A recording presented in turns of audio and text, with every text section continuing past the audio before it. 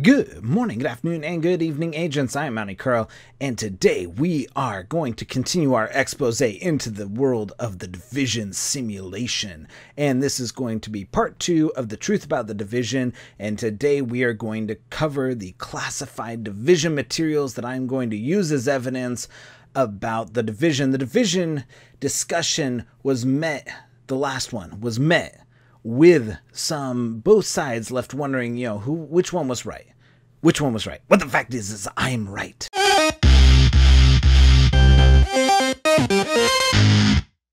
I'm the one that's right. How do I know? How do you know? Well, you can be sure as your monthly period that what I got for you today should, without a shadow of a doubt, leave you wondering still, and even make you question if what you are seeing now isn't just a simulation you're living in. Are you even real, bro? Alright, Mounty Carl did some digging, me in the third person. I did some digging and found classified documents, and this is partly going to blow your mind. Operation Dark Winter. If you did not know, this isn't just something that's found in the Division. Operation Dark Winter was for real. It was a real thing that happened. This isn't something that the Division made up. This is blowing your mind right now. Operation Dark Winter, and this all goes to the evidentiary stuff that I'm telling you is true. So Operation Dark Winter was 100% a factual evidentiary event that took place back in 2001. And, it was just, some documentation that I found while I was going through.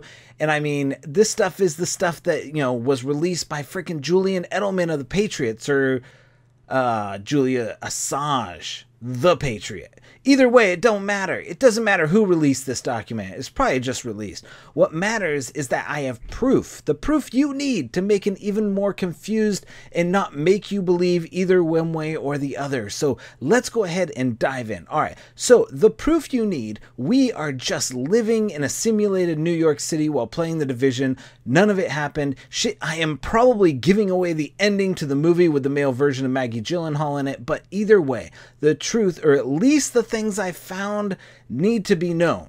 All right, so the first thing is I found this document from the Center for Health Security.org. It's a real website. It's done by Johns Hopkins University that has released the script for Operation Dark Winter. And this is blowing your mind right now, because there's a script for Operation Dark Winter. No, this has existed for the last 15 years, this script.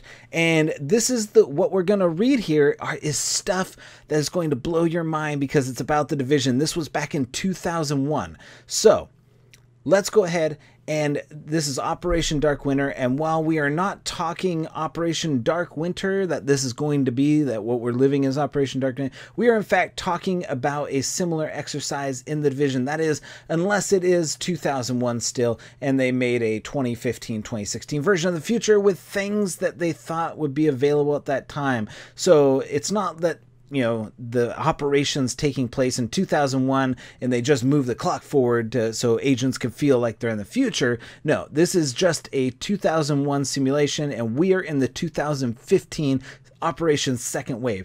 And, now I want to read to you from the document because this stuff is amazing.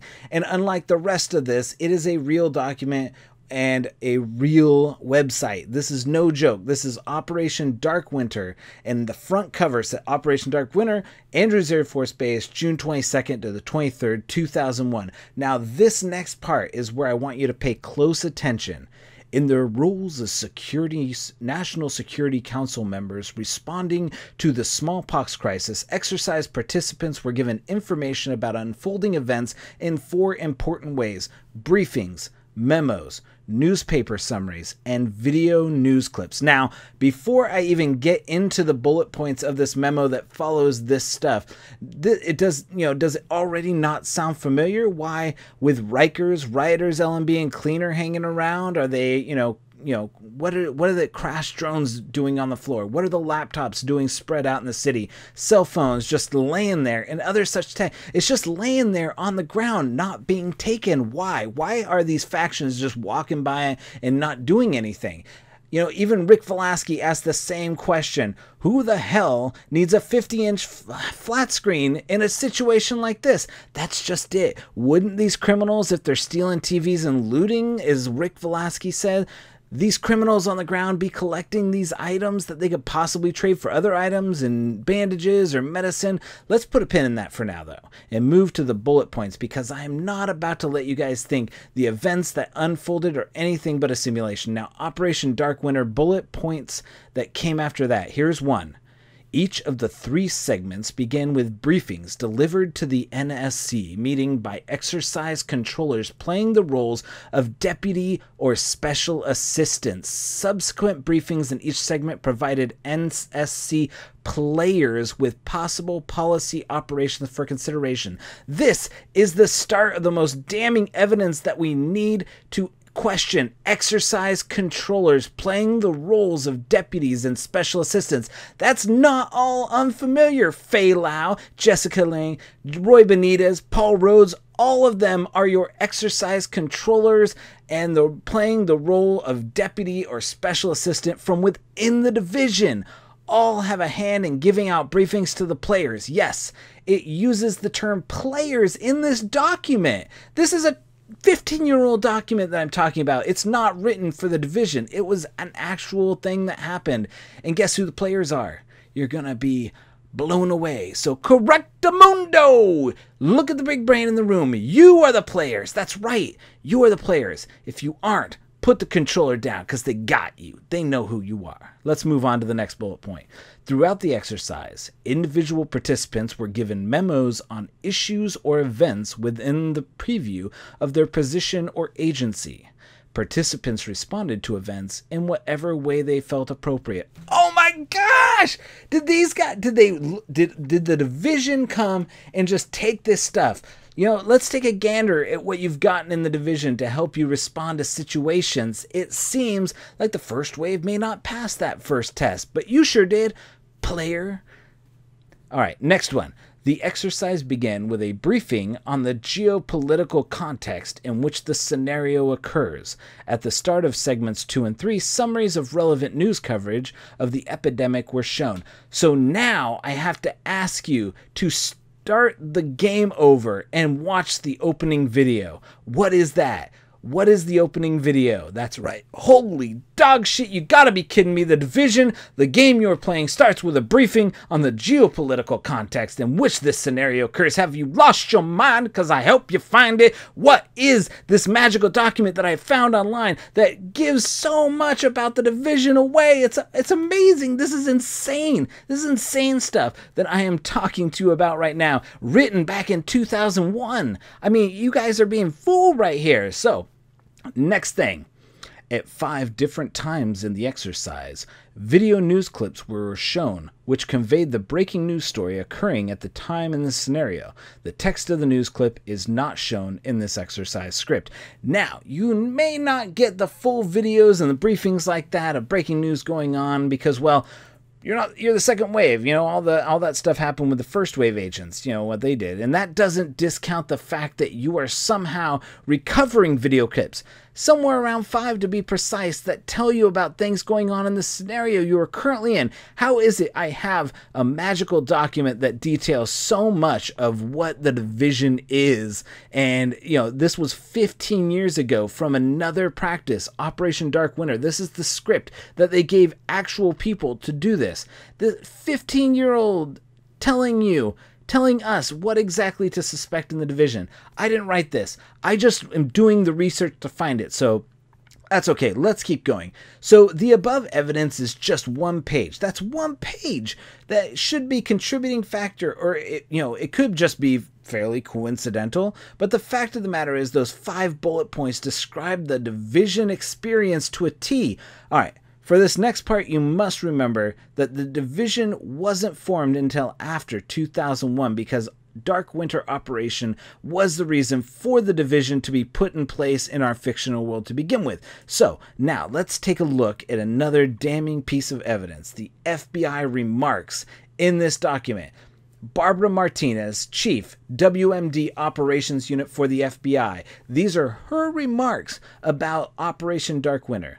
The FBI is the lead federal agency to respond to the crisis management phase of bioterrorism or other forms of WMD terrorism. Our primary role is to provide attribution for the crime, prosecution for the perpetrators. FEMA and HHS will lead consequence management efforts and already, initiated this response. Now, not a big piece of evidence, but it gives way to some formal hierarchy of how things work.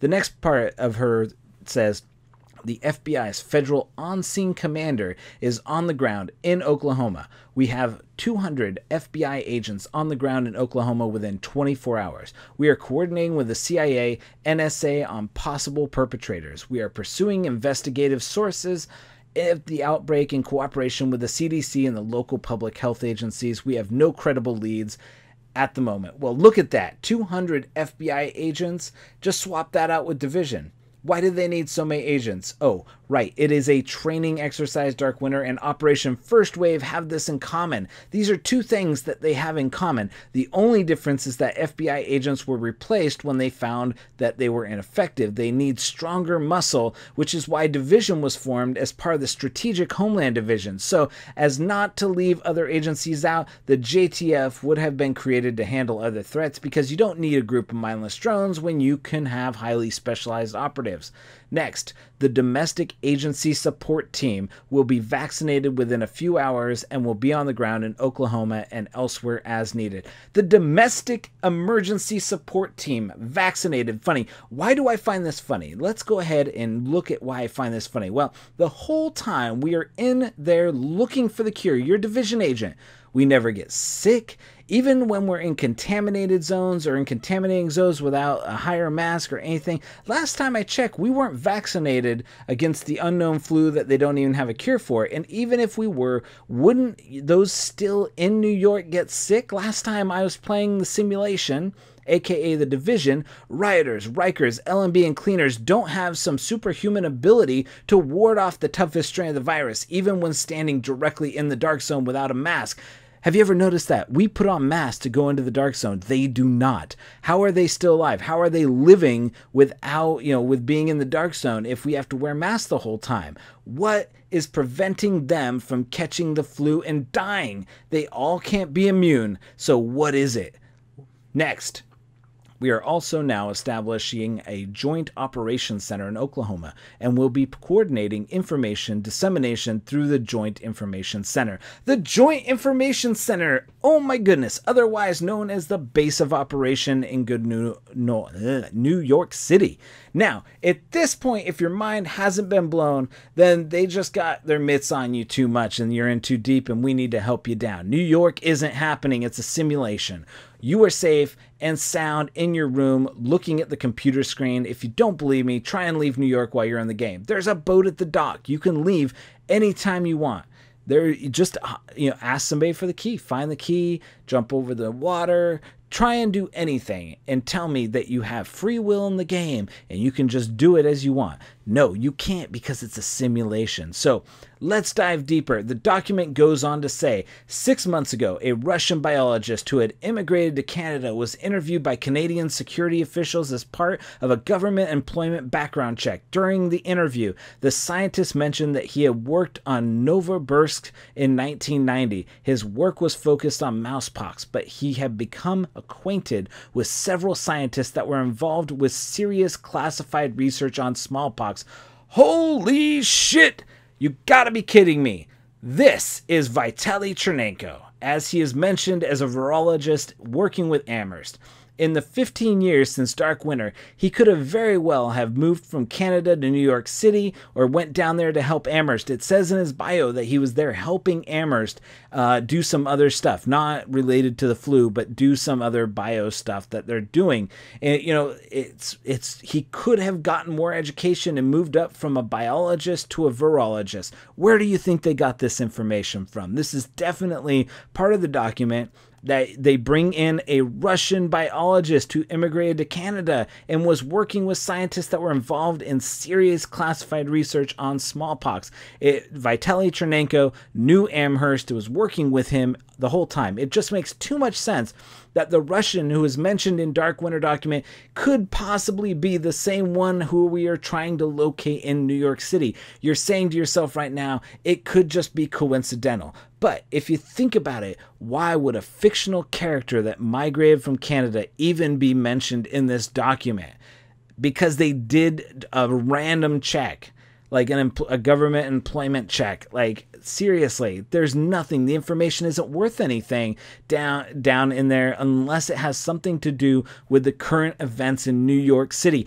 And you got to remember, the document that this outlines is called Operation Dark Winter, and these events never happened. It is a fake document script that was given to the people so that they could do this simulation right. And they had all the information and all that. It's all briefed. So anyways, well, this is a lot longer than I actually wanted to. I wanted to try and keep it under 20 minutes. So we're going to go ahead and wrap it up here. I have more for you. So it looks like there's going to be a part 3 to this. A part 3 for you to get yourself ready for the most mind-blowing, superior evidence ever created by man. So we'll go ahead and I'll find out whatever it is. Leave a link in the description to this document so you guys can read it for yourself. Make sure I'm not making it up. It is on the John Hopkins website. I mean, it can't be any clearer than that. But, you know, you can go ahead and read it for yourself. Until then, for all of us here at The Division, breaking news, I am Manny Carl, land of the free, my ass. Agent out.